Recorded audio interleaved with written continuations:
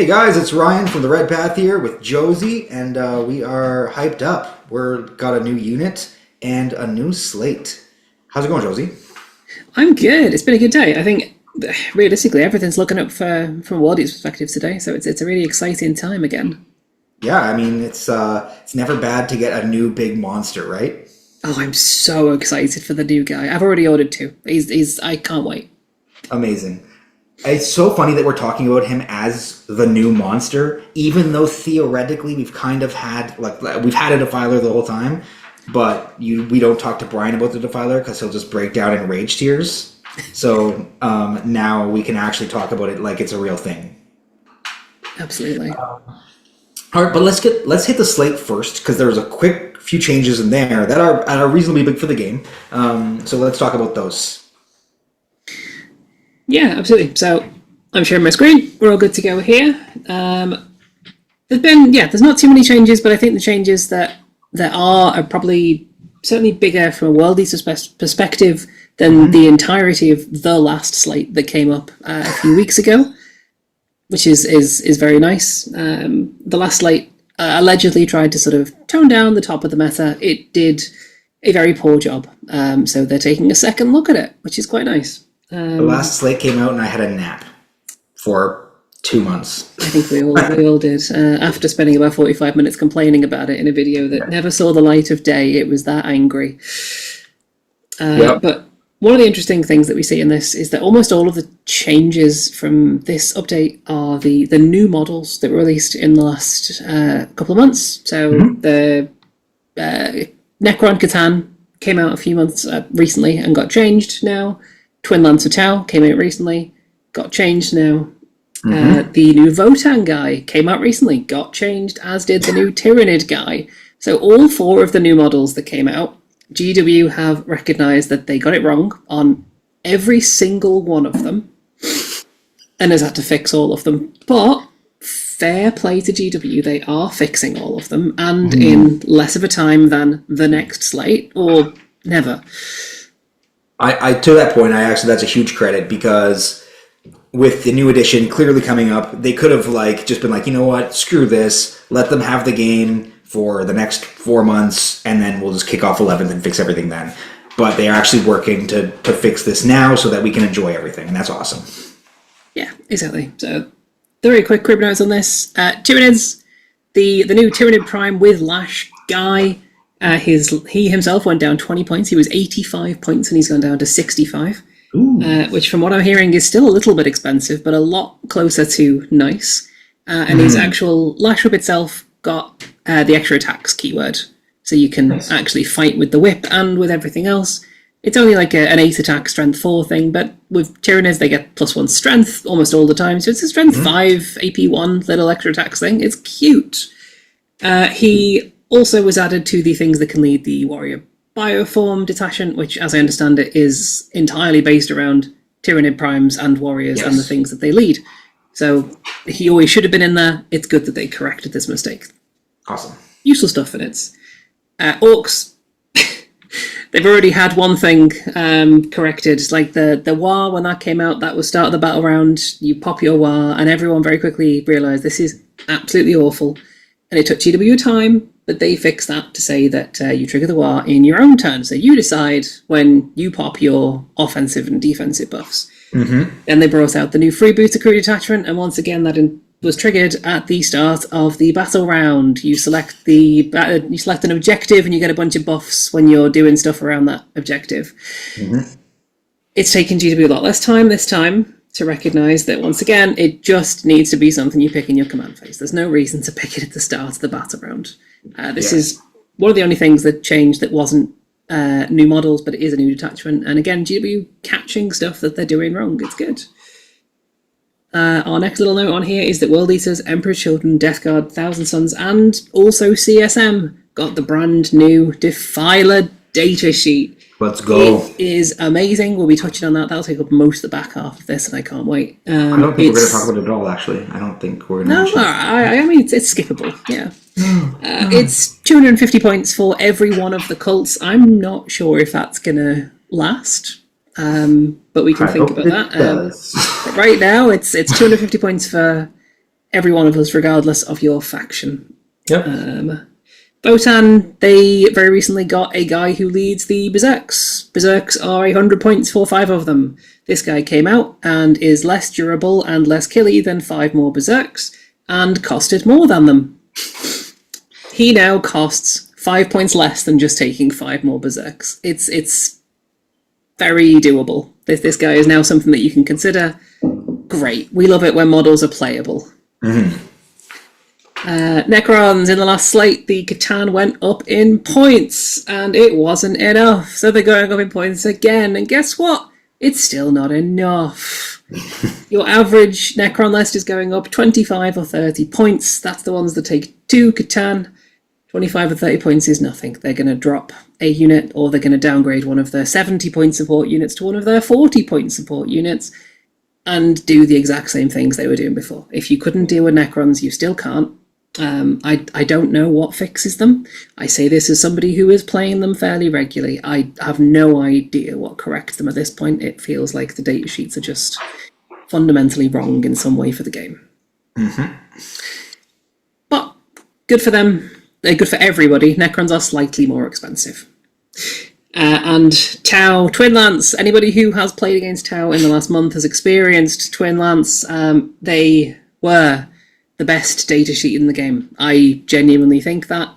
They had great durability. They had as many wounds as Angron for 160 points. Significantly more damage. And this amazing ability that let them, just at the end of both players' turns, make a normal move or a fallback move if they were in combat. The mobility was amazing. The ability to just jump around, shoot things without any response was incredible. They became an auto-take, and they lifted Tau up a tier or 2 in almost every tier list they were in on their own. And the ability, opening up the ability for melee in a Tau army was insane. So shooting into combat was awesome. It's still awesome. They just need to be more expensive. It still is, yes. They've gone up 25 points. This is good. Their mobility ability has also been significantly nerfed. So now you can only use their extra normal move or fallback if they have actually been in combat.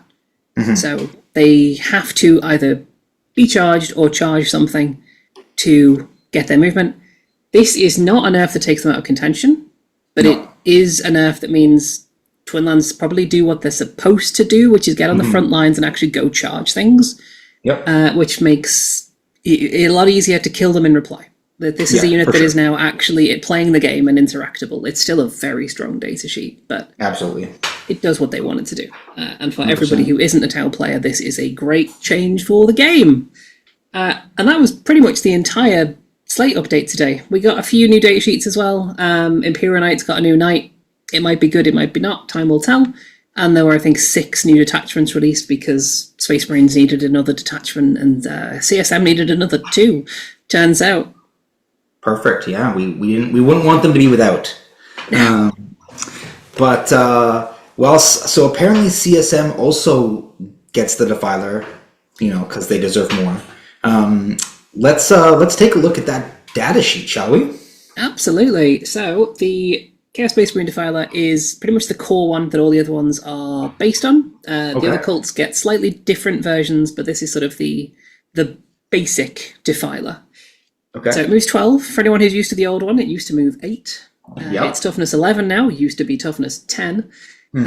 18 wounds. I think it used to have 12. It used to have 14. Oh, 14. I do apologise, old Defiler. So it was movement 8, T10, a 3-up save, 14 wounds, 6-up leadership, and 5 OC with a 5-up invulnerable. So it's gone up 4 wounds, a toughness, and gained 4 inches of movement. It's night and day. You can hardly even compare it to the old Defiler. It's basically a brand new data sheet. Yeah. So as we can see, the actual core datasheet, better in every way. The weapons are astonishing. Wildly different. Wildly different. I'm a big fan, by the way, of the CSM version of this datasheet, because the CSM datasheet sorts its weapons by the weapons that you can take. You'll find that the World Eaters one in a second doesn't have that, which really annoys me on a very primal level, but this is really nice for showing off the sort of the basic thing of it. So your Defiler either takes a Hades battle cannon or an Ectoplasma Destructor. That's your big weapon. So you can either take a normal battle cannon in strength 10, AP 1, damage 3, it's a very classic battle cannon profile, or an Ectoplasma Destructor, which looks a lot like a Forge Fiend's gun. It's a Forge Fiend's gun with +2 strength. Which you really can't complain about. And on average, more shots. Like it's a D6 rather than a D3. It's a really good weapon. Yeah. That's awesome. Super good cannon. You then take either two of these, excuse my pronunciation, excruciator cannon, which I think is how we pronounce it, because it's going to be excruciating pain, or a pair of magma cutters instead. The cannon's great. It's 12 shots at 36-inch range at strength 6, AP 1, damage 2. Decent little infantry in general clearer. The melter gun it's fine. The issue with all these short range melter guns is it's 12 inch to start, and to get into melter range you have to get within 6 inches. The Defiler isn't afraid of getting within 6 inches, but your opponent isn't necessarily going to let you get that close to the thing that you want to shoot. They also will be running away as fast as they can. Trying to get away, and that's just a bigger excuse for them to get out of range. So, I really like the 12 shots. Obviously, AP1 in the world of 10th edition cover sucks, frankly. Yes. So we'll see how that goes. I don't think Magnum cutters are out of contention. I just think that off the hop, my first thought says, give me the more shots with the longer range. And that's fair. It then has two different arm weapons. So it opens with I believe the default profile is an autocannon on one arm and a heavy missile launcher on the other. It might be a bale flame in the missile launcher. The missile launcher doesn't really matter, don't worry about it. It's probably not a profile you're going to take. You're likely to swap that out for other things, but all of these arm weapons are great.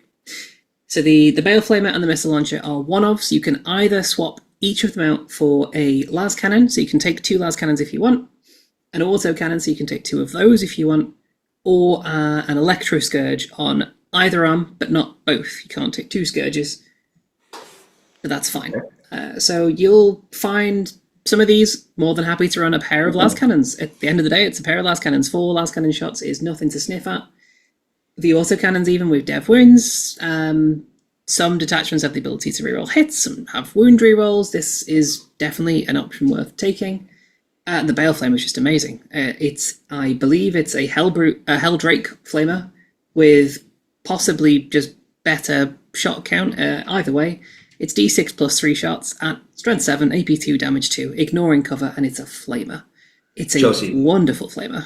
We finally have something that kills, maims, and burns. It certainly does. I'm so excited. It certainly does. And this profile is amazing already. When we talk about the World Eaters ones in a bit, we'll take a look at the profiles. And this is one of the few ones that actually the profile is unchanged in World Eaters, and I would still take it almost every time. It's an incredible little weapon. So it's got an amazing amount of guns. You take 1 main cannon, you take 2 of these sort of side cannons, and then you take 2 arm cannons, potentially, or 1 and a melee weapon. So you're either taking 4 or 5 guns all the time. Mm-hmm. You then also always have shearing claws as your main melee weapon. And this thing's also fantastic. The sweep is fine. It doubly attacks, but it drops to damage 1. You're not really taking this for a sweep, but it'll pick up some elves or some guardsmen fairly reliably. So it's actually one of the things that is one of the only things unchanged is the strike is exactly what it was before, which to be honest disappoints me. I wanted it to be more stuff, but it did get a sweep. So that, like you said, clearing chaff now is an option, which is very, very good. Yeah, it's always nice to have the option. It stops you getting bogged down in 10 guardsmen. Yeah, for too long at least. And the Electro Scourge, which is your other arm option, gives you extra attacks. So you fight with this as well as the claws. It has sustained hits too, which is great if you've got access to reroll hits, but it's also just great full stop. Your 5 attacks on maps turn into 5 hits, even without any buffs. And these are still Strength 12, AP 2, Damage 2. You can charge this thing into Marines and fairly reliably kill some of them, which is good. Yes. It's amazing. Like, at baseline, this is fantastic. And it is indeed a vehicle, so love me that preemptive tank shock. Certainly is a vehicle. It is a walker, which means we're able to heroically intervene with it, which is very important for anybody who's running vehicles. That's awesome. Yeah, it's amazing. So that's the base profile? This is the base profile. The key thing that has changed also from the old Defiler is Scuttling Walker, which I think had almost nothing changed about it, but some keywords were removed. This thing can, whenever it makes a normal, advance, or fullback, so not charges, but that's okay. Whenever it makes a move in the movement phase, essentially, it can move through any models, except for Titanic models, but that's fine, and all terrain features. It used to be that it could move through terrain features that were 4 inches in height or less. Those things don't exist, really. Now it can walk through every single wall, and it's... oh, it loves it. It really does love it. And, weird, Desperate Escapes are also auto-passed, so that, like, you can't lose your 250-point model falling back. Yeah, which is sometimes you want to do. Like, I mean, it's a nice to have. Absolutely. It's super useful. The second ability, the CSM one, gets one, and every other one of the Chaos Cults gets their own unique one. This one gives the CSM version a bunch of wound rerolls, which is good. Obviously, it's a really useful thing for CSM to get. But we're here for World Eaters, and World Eaters don't get that ability. So let's take a look over at our boy. You'll notice very quickly that we have a lot more in our brackets. Ooh. So what I'm seeing is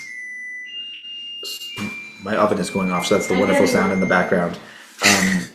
The extra 2 inches of movement. So just like pretty much every one of our units gets the 2 inches of movement over the regular CSM stuff, we've got that. Okay, we keep all the other durability stuff. And then if you look at the insane amount of guns that this thing has, every single one of them gets rapid fire. Yeah. Most of them have blast already. Now, of course, we do go down to ballistic skill 4 on these things, which more shots. I think we've already done this dance. More shots in rapid fire range is always better. Obviously, it's just a straight nerf if you're not in rapid fire range, but go charge your big killy shooty thing at stuff. Like, do the thing it wants to do. Yep. Absolutely. It gets a whole bunch of rapid fire and stuff. So one of the big concerns that I've got with the Ectoplasma Destructor is that it's only D6 shots. You could roll a 1. It's rapid fire 2, though. So minimum 3 shots on your big gun. Possibly 8. But 3 to 8 is a lot better than 1 to 6. And then blast. And blast. It's so like you're shooting at 5 Marines and it just could be 9 shots. Like it's super useful if you decide to take the battle cannon, and you can see these are in alphabetical order instead of weapon order. It really frustrates me, but you take Ectoplasma or you take battle cannon. The battle cannon, it gets an extra 3 shots in rapid fire range, and it's got a longer range, so it's a bit easier to get into it. D6 plus 6 minimum shots is good.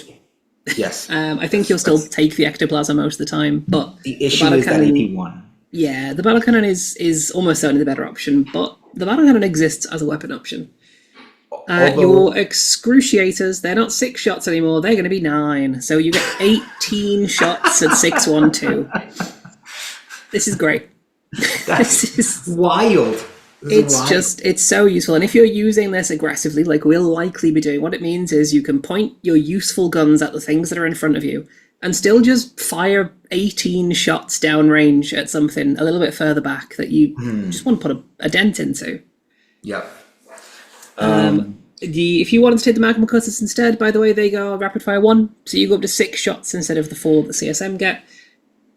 I think that's even more so actually because of our rapid fire. You actually want to go excruciating cannon more, because to get within 6 inches to get the rapid fire is so rare. Like I think so. Especially especially when it's something that we're also likely to be charging. Do you actually need to put the rapid fire magma cutters into something if you want to kill it? Because the answer is probably no. The arm options are also great. As we say, the Battle Flamer doesn't have any rapid fire, but it's still D6 plus 3 flamer shots, and really good flamer shots at that. Your other options, you could take the missile launcher. It goes from 2 shots to 3 with rapid fire. The frag option is actually it's not appalling for us. It gets rapid fire 3, so that 2d6 shots is a slightly more reliable shot count if you need to get some horde clearance on your big guy. The las cannons, unfortunately, Land Raider enjoyers, they are not rapid fire 2, they are only rapid fire 1. So your Defiler will only get 6 shots if you go double las cannon instead of 8. It's still not bad. It's still so awesome. 6 shots hitting on 4s, it isn't reliable, but it is great fun. It is hilarious. I'm real excited about this melee section, though, Josie. Absolutely. One fun thing that they've done is they've recognized that extra attacks don't get a buff from things that modify your number of attacks, like being in Berserker Warband on the charge. So what they did is they just gave you 2 additional attacks on the Electro Scourge all the time. Amazing. You get 7 instead of 5. It's brilliant. And we get 6 attacks or 12, which are both up from 5 and 10 on the normal profile, which is a massive difference. So that was actually my biggest problem with the Defiler before, was how the low amount of attacks that it got at 5, maybe going to 6 if it charged. I was like, even if it charges something, it might not kill it just because of the low volume of attacks. Well, going from 5 or 6 to 6 to 7 when you have strength 16, AP 3, D6 plus 1 is a big deal. Getting an extra attack is huge. Oh, absolutely. Especially when we have access to +1 to hit, very reliably from 8-bound, we have access to lethal sustain. Every one of our attacks has the chance to be so much more than one attack. Exactly. It's fantastic to get even more of them. Another huge portion of this is that it's actually way more likely to get into combat, the movement, right? Being able to go through walls. And one of the huge differences that we have over pretty much everyone else is that 2 inches of movement, and that's going to be absolutely massive for actually getting your base all the way through a wall. Because remember, you can't just stop in the middle of a wall, right? You have to be able to go all the way through it, and this thing's on a big chunky base. And so making sure that it gets to that wall, you've got your 14 inches, all of a sudden this thing Kool-Aid Man's out, and everyone's very, very shocked and surprised. You shoot like 20-something shots at whatever you need to shoot, and then charge with tank-killing weapons. Chef's kiss. We love this. Yeah, it's extremely multi-purpose now. I think this thing, probably you're shooting at 2 different things and charging a third whenever you send this thing out. It's incredible. If only it had some crazy utility rule in addition, where it would just like, you know what, this is my zone, you can't come here. If only it had something like that, Josie. Absolutely. So, World Eaters players who've been around for a while will know that when we first reviewed the Codex, the World Eaters Codex, we looked at the Defiler, the old version, and we were amazed. We were so impressed with its datasheet rule, and it was absolutely incredible. And then it became apparent that the Defiler, on its old rules, couldn't really play the game because it couldn't move around the board. You will be glad to know, enjoyers of the old Defiler, that rule makes it to the new Defiler completely unchanged. So our rule is... I can't believe it. I'm shocked. I know. Our rule is Unleash Wrath, which is at the end of your opponent's movement phase. You pick an enemy unit that was set up on the battlefield within 12 inches of the Defiler. And the Defiler can then either... It can shoot at that unit, and we've seen how good the guns are. It's a very real option to shoot. But you're a World Eater player, so take option 2 a lot of the time, which is just to charge that thing that deep struck or was set up from a transport or maybe popped out of a destroyed transport that you just exploded with Overwatch. And just charge it. Yep. There's so much to unpack with this rule now. Like, not now, like it was all this stuff was possible before theoretically. It just really wasn't because the unit wasn't usable. But one thing is this happens at the end of the movement phase, so you can Overwatch and shoot something that lands near you, you can shoot the same thing twice, theoretically. So if they get out of the transport, you shoot them immediately when they set up, and at the end of the movement phase, assuming that this unit is still within, that was set up on the battlefield. So the rule says you can select one unit that was set up on the battlefield within 12 of this model. I assume that means they can't even pull out of 12, even if you cause casualties, because at the time it was set up, it was still set up within 12 of this model. So that might need some FAQ, who knows. But you can shoot the same unit twice reasonably easily. It stops people from coming at you with transports, just deep striking near you. Units that want a 3-inch or 6-inch deep strike, now it's just like, please do that so I can charge the heck out of you. And then you just cause a huge zone of denial for your opponent. And you shoot, there's no penalties to shooting. So right, you shoot at your 4s. So obviously Overwatch is 6s, this gets shoot at 4s, and you just do so much damage if your opponent misplays. Now this is one of those ones where you have to this is a gotcha thing. So we always at the Red Path don't love the gotchas. Warn your opponents. This is a control thing, not a I killed your unit in your own turn because you didn't know this existed. Let them know that this is going to happen if they do this. If they choose to do it anyway, roll your dice and have fun. But let them know that you can absolutely hurt them very badly in their own turn. Certainly can. As you say, it will mostly be a gotcha, but this is a rule that it's one of those rules that you probably never get to use because your opponent plays around it, and the existence of this rule already makes it amazing. Mm-hmm. And sometimes your opponent will just decide to roll the dice. They'll say, okay, yeah, you're not going to kill me, or you'll fail that charge if I drop it at 9. Like, they want a 9-inch charge on you, they'll say, okay, I'll let you try a 9 onto me. And you'll just make it sometimes. Yeah. Well, it also works with our +1 to charge blessing. Or sorry, reroll charge blessing. Charges, but yeah, absolutely. But you it's still a charge. I mean, have at her. Absolutely. It's also super useful, and there will be times that your opponent can't play around it. So you can set up situations where if you overwatch a transport to death, and it happens to be nearby to a defiler, the guys have to get out and be set up on the battlefield near to a defiler. You can then just charge those boys, or shoot them if you like. But if you charge them, your defiler's not going to be getting shot at anywhere near as much. Mm-hmm. It lets you make some really interesting repositioning plays because your opponent's setting up to shoot a defiler where it is, and then it might not be where it is anymore. Yeah, there's some wild play interactions that are capable with this. Like you said, I don't think that, especially at high level, you're going to get to use this rule very much, if at all. And that's okay. There are I think for the most part, a lot of rules are designed that way, where they are battlefield control rules that you might not get to use a lot, but still have an impact on the game. That you just don't like. What's your the Josie's favorite attachment? Right? How many stratagems do you have in your vehicle parade where you basically don't get to use them because it's like, by the way, if you do this, I will ruin your whole day. Your whole week gets destroyed if you do this. And so we have 3 stratagems that just don't get used in Gore Track because, frankly, no one wants to risk the wrath. Yeah. And that's fine. Like many things, not being able to use them means that you don't have to worry about spending them, and it means your opponent has to think about them. A defiler will make your opponent think, that's for sure. Well, I just remember screening. I'm trying to screen out Inceptors, dudes from stealing my objective who can drop within 3 or 6 or whatever, right? Like, imagine someone dropping 3 Inceptors behind your defiler now. How many 3 damage shots does this thing have? Plenty. Just all of them? And it's boom, good night. Get out of here. They're not going to do that. They're just not going to do that now. And so you get to play the game differently with more options, and they have less options. And that's a great rule.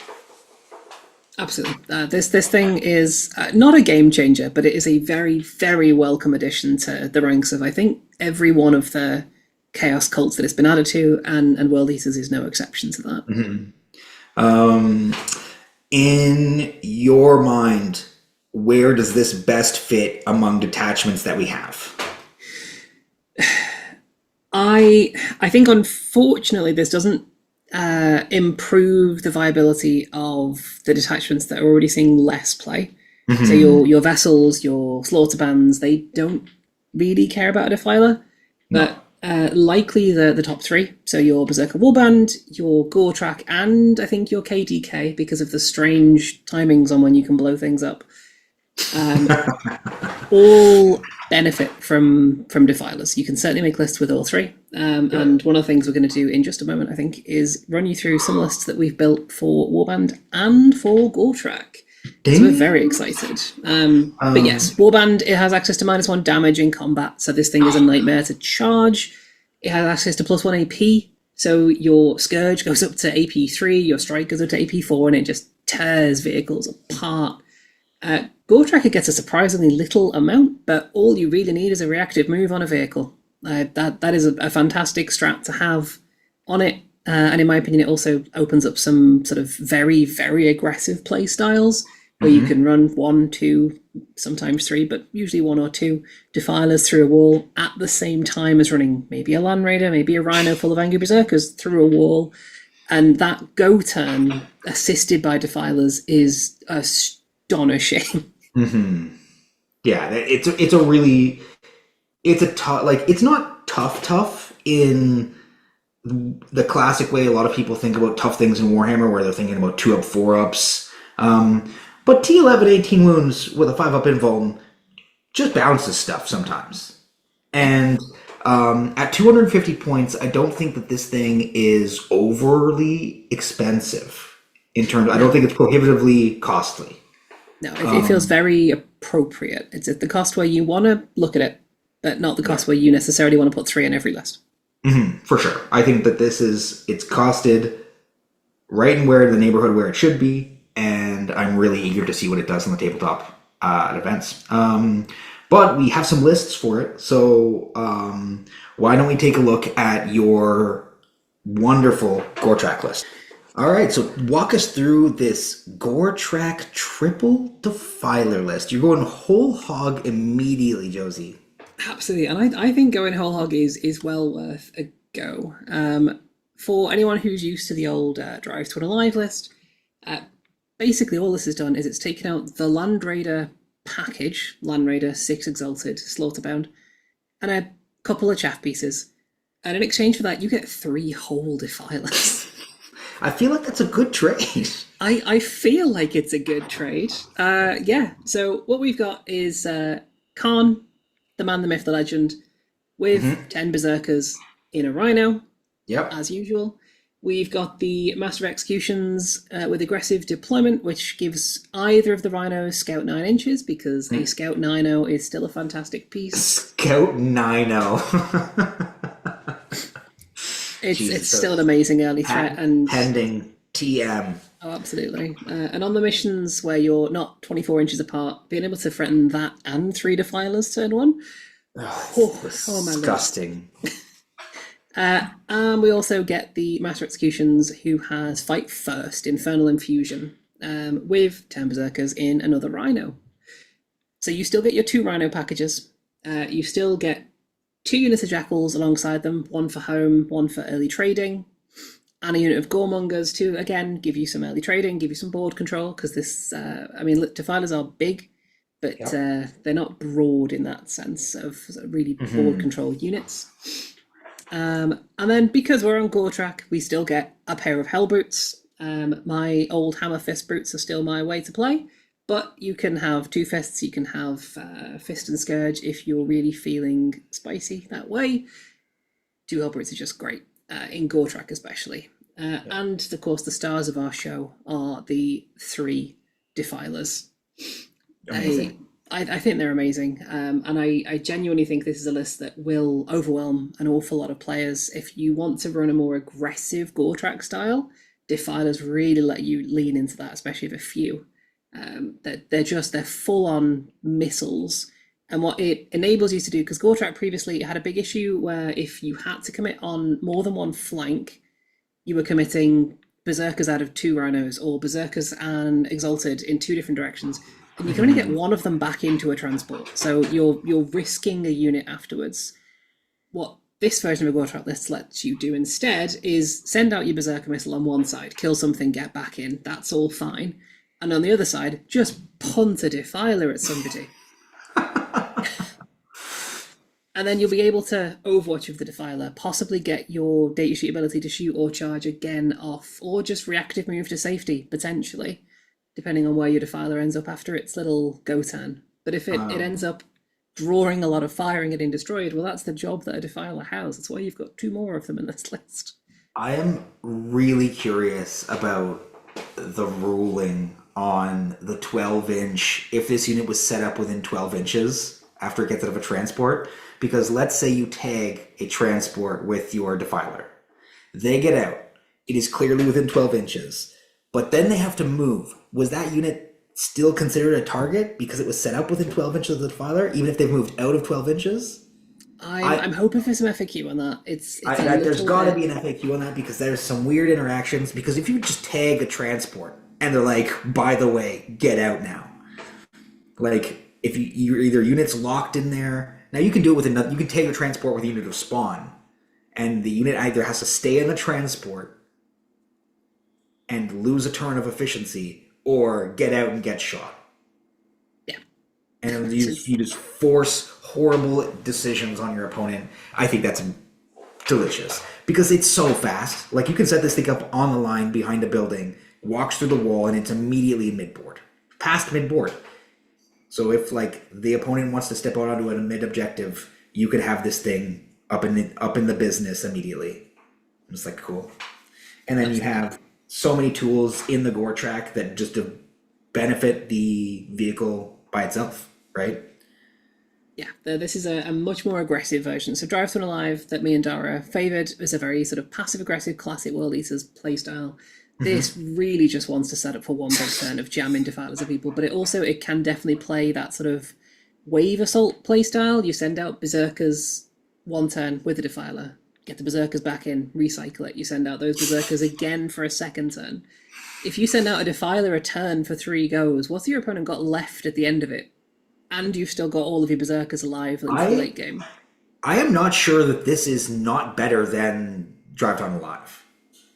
I think it might be. I'm going to do some serious testing with it, because I'm very excited. You lose your spawn, you lose 1 unit of Jackals, 1 unit of spawn, a Land Raider, and the guys inside it. And the Exalted package. Yeah. The Exalted package is way better in melee than a Defiler, and that's fine. But it doesn't require you to have left your transport or get out. They're a lot more... They can do their own thing. It doesn't rely on you using the strats or the abilities of the detachment to do damage. These guys are just so cool. And the fact that they are their own agent all of the time. They can just be off by themselves controlling a section of the board. Absolutely. And if you're sad, Gore Trap players, about not having a Land Raider, I'm sad about not having a Land Raider. One easy swap, just turn a Defiler into that Land Raider again. Just have nothing inside it. That's fine, and you could upgrade your Jackals to spawn at that point and have a very similar list with a Land Raider, because it's nice to have that tough box, but I genuinely think if you give the Defilers a go, it's going to feel just as durable because of the numbers of them. Yeah, you stick a unit of Jackals on your home objective, the Land Raider nearby-ish, and you have 2 Defilers hanging out. And then one of them can hang out in the center of your backfield if you so choose, and just be like, you're never deep striking back here, ever. And once your objective is sticky, as long as you have sightline to your objective, you can keep everyone off of it with the combination of, you can't deep strike here, and I'm going to overwatch the heck out of you anyway. Then you have your Jackals to shoot out of the Land Raider, as you do in the detachment with their bonuses for +1 to wound. And it's like, oh, that's really good. Like, it's fantastic fun. There's play here. This is really interesting stuff. Absolutely. But I know this is Gore Track, and what we're all here for is what Brian thinks Defilers can do in Berserker Warband. Brian's not even good at this game, so let's just not. No, but he has sent me a list, and it only seems fair that I talk it through. Fine. So what we've got from Brian, not 1, but 2 Defilers in Berserker Warband. So and what you'll find is it's not looking dissimilar to Gortrat nowadays, but we still have Khorne, the man, the myth, the legend, and 10 Berserkers in a Rhino. We have a Master of Executions and 10 Berserkers in a Rhino. We've got 2 sets of 3 Exalted 8-bound, because, I mean, Exalted are always just fantastic. One of them can be led by a Slaughterbound with the Glaive, or you can run that guy separate, as you often do in a Warband list. He's then fitted in his 2 Defilers. Me and Brian are agreed for now that Baleflamer and Scourge is likely the best weapon, the arm weapon options for World Eaters. But of course, this is very early days. It needs testing. Flavor. It's flavor, right? Like, you got a thing that shoots fire for a kill, name, burn army. Let's do that. We want to get our... So the real talk, the reason that I think the Baleflamer is the best bet is because we want to get our Scourges, well, theoretically, yes, our Defilers up in there with their Scourges and their Claws, maximum amount of damage and punishment. The Baleflamer works, doesn't suffer any minuses to combat, can work in combat, works really well with the Overwatch and auto shooting play. Like, the combination of things that you can do, and then you still have a ton of shots. You have, 8, potentially 18 from the nipple cannons, and then you've got the chest cannon, which has, D6 blast, rapid fire, who knows. Yeah, shots. Do we need more shooting realistically to kill? Like, it's never going to be a dedicated anti-tank target, in my opinion, anyway. Certainly not range. And so it's you're killing elites, you're killing infantry, and this thing charges and mops up most of what's left. I think that this is a really good combo for us. I think that you'll see different combinations in other factions. Like, for instance, Death Guard. Like, I can imagine them just pumping out autocannon and battle cannon shots because they can augment the AP so well, right? Yes, absolutely. And their Defiler also strips cover. So one Defiler strips cover, and the second battle cannon one shoots at basically AP2 ignoring cover. A pair of Defilers will be very friendly with different loadouts in that. In the same way, Emperor's Children. One of the big things EC have had as a problem is that they have no way of reliably popping tanks. You put las cannons on that thing. It's strength 12. It hits on 2s. It rerolls 1s in Emperor's Children. You're going to put anti-tank guns on that thing. Why not? But they are, and that's cool. Yeah, I think that's the coolest part about this kit is that you're going to see different combinations based on the factions and different ways that the unit is going to play. In a DG list, this is a fire support unit. In our army, this is a spearhead. This is a oh my god, this thing's coming, and wait, the boys are behind it. Like, what do you take out, the Rhino filled with dudes, or the demon machine absolutely rocketing fire at you before it tries to ground you into pace with its crab claw? Like, we're here for it. This list, I think, just really does a good job of still having the spawn, still having the goremongers. Obviously, you have to find the point somewhere, so one of the triple spawn becomes a goremonger. Jackals, rhinos, berserkers, you just basically fill the efficient trading units, the board with efficient trading units that can punch up. Realistically, almost all of our stuff punches up really well. And then you've got your 2 Defilers for both fire support and just break the opponent's back or force something out of them that they don't want to use early, and then you can clean that up with other stuff. Definitely. The only thing that I don't love about this list is it doesn't have any regular 8-bound, so we're missing a little bit of the +1 to hit infantry. I don't know, I haven't played around with it enough to figure out if that's something that I really want. But I mean, yeah, I'm in a similar boat. I think I'd swap one of these Exalted out to regular 8-bound because it helps the Defiler as well. But maybe it ends up not being necessary. Well, then this Defiler hits on 3s with its Scourge and its Claw. Yes. Hitting on 2s with a sustained 2 whip. Sounds so funny. Sick. I'm also really disappointed that the whip doesn't look like an egg beater. I really liked that aesthetic about the old Defiler. I I really think you could liked. kit bash it. I think it's worth a kit bash. Oh, I'm gonna put the old egg beater on my new Defiler and watch Brian's brain melt out of his ears. It was gonna be amazing.